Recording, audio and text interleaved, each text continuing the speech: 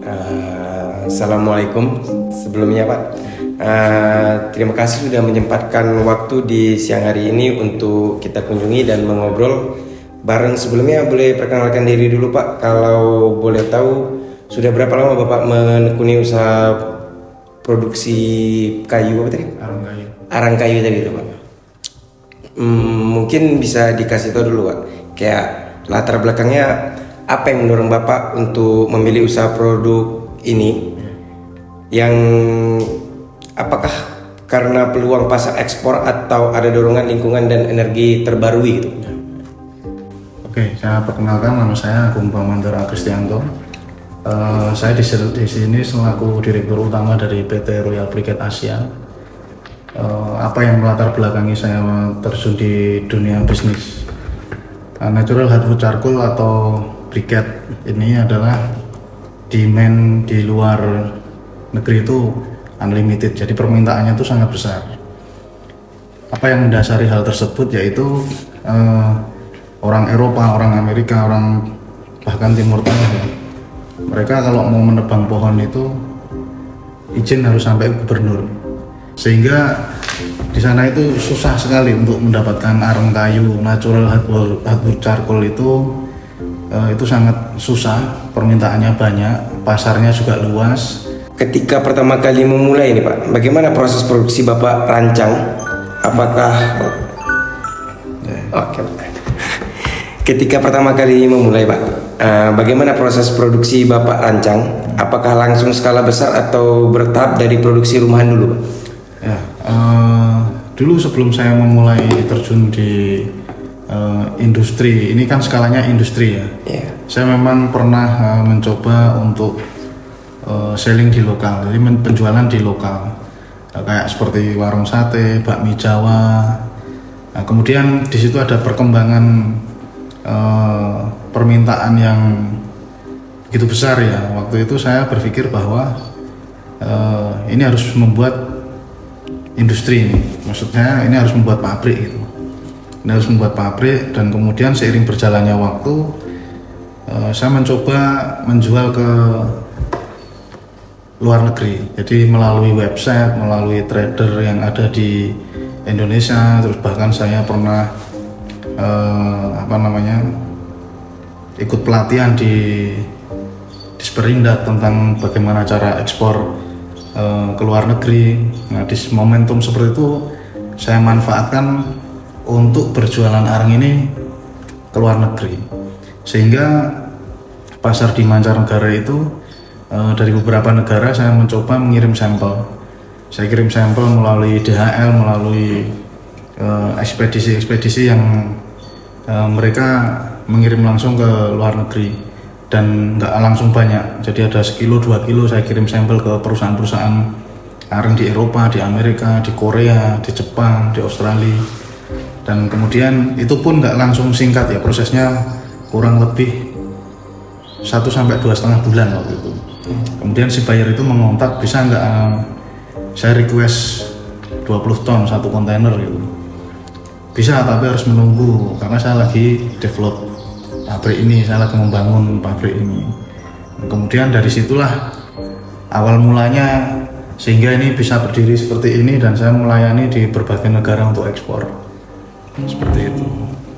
Ya Pak, tadi untuk masalah penjualan, tadi saya pengen tahu aja nih, per harinya itu bisa produksi sampai berapa untuk sekarang ini? Hitungan tonase atau rupiahnya? Tonnya aja. Tonnya ya. Jadi gini, kalau ini kan hitungannya bukan per hari ya, tapi per periode, per panen dalam skala satu produksi. Jadi misalnya di sini ada 10 tungku. 10 tungku itu misalnya kita produksi kurang lebih 10 hari.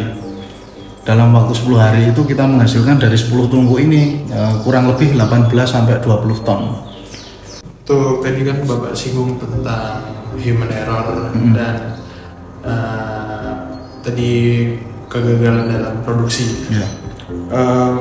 Mungkin bisa dijelaskan lagi Pak untuk gagal gagal produksinya itu seperti apa? Maksudnya contohnya seperti misalnya arangnya tidak sempurna atau bagaimana? Kategori untuk gagal produksi di sini itu seperti tadi yang saya bilang, dalam satu tungku itu hasil panen dari satu tungku itu kurang lebih 1,2 ton. Nah itu biasanya itu udah dinilai average ya, rata-rata dalam hasil panennya. Yang tadinya 1,2 ton kok kita cuma dapat 800 kilo atau 900 kilo.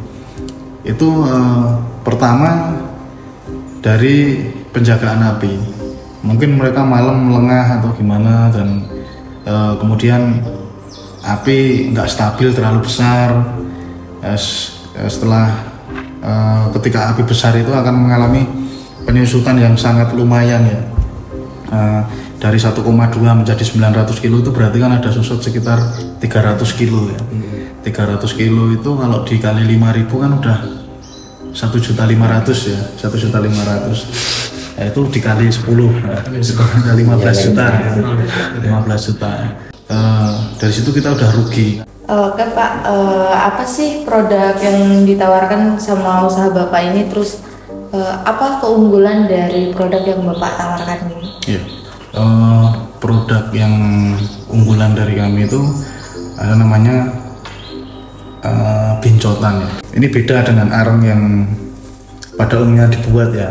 Yang kita buat di perusahaan ini, di pabrik ini, itu pure mati hampa. Jadi matinya ketika proses produksi karbonisasi itu benar-benar rapet, terus kemudian dia hampa udara.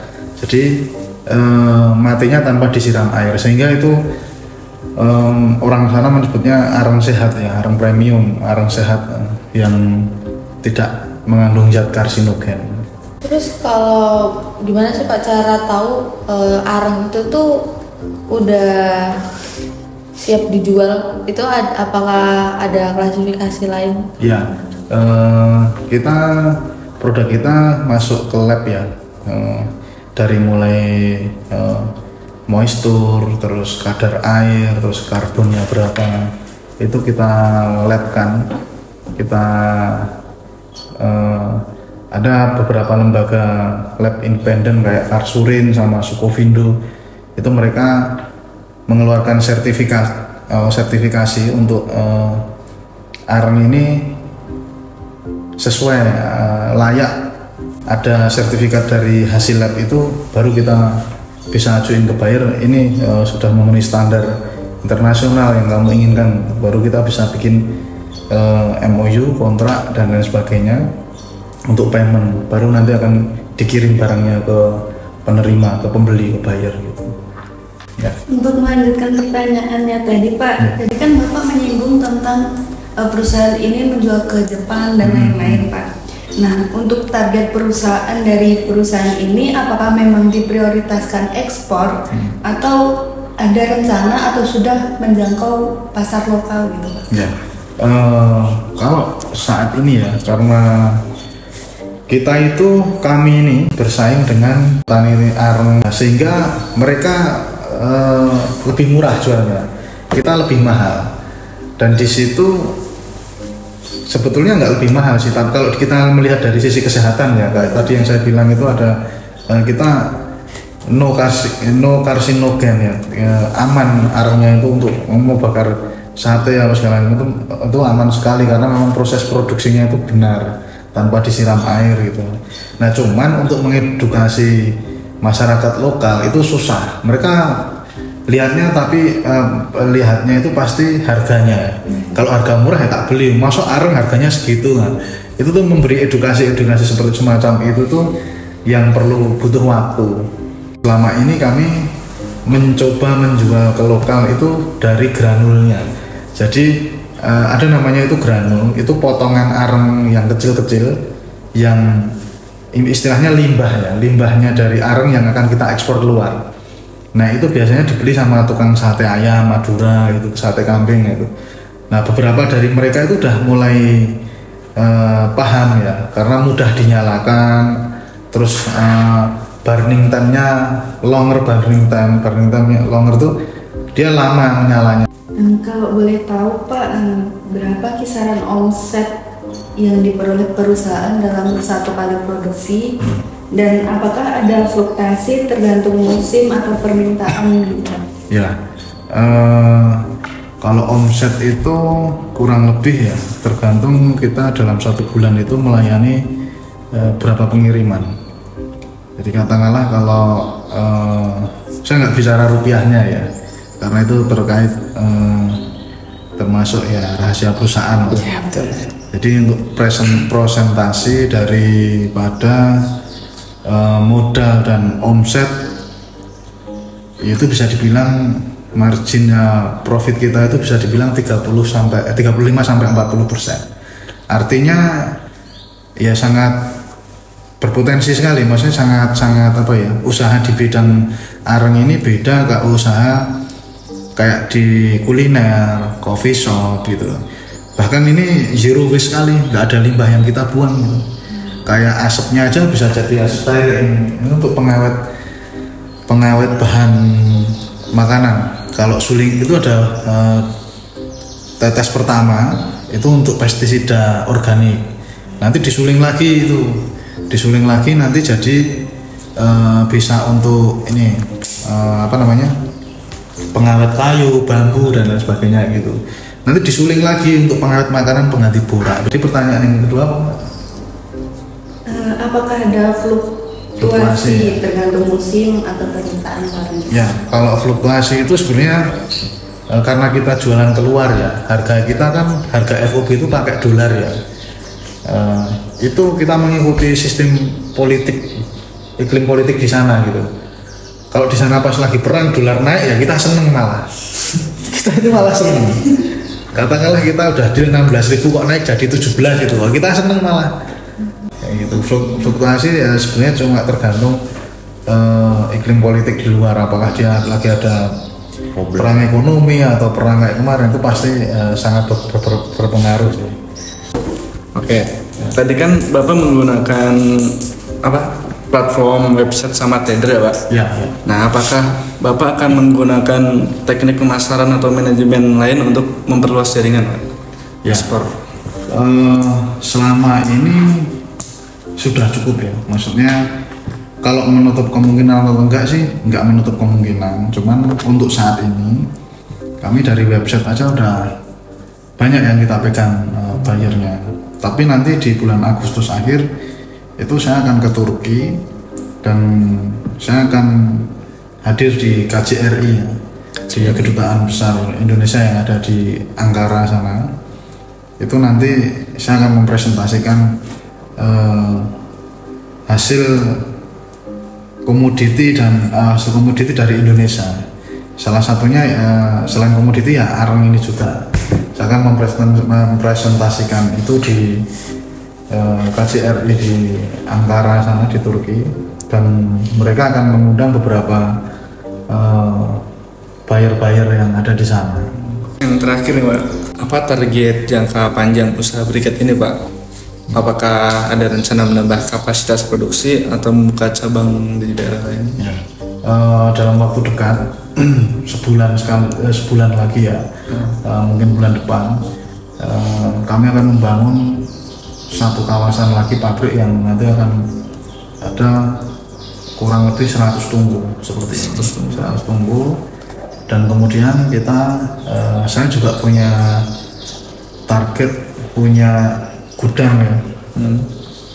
Mungkin kalau nggak di Australia ya saat ini itu yang saya incer itu di Australia sama di Turki, karena Turki itu perbatasan Asia dan Eropa. Gudang di situ dalam artian ya untuk saat ini karena core bisnis saya di produksi areng kayu dan briket, itu produk utamanya itu dulu.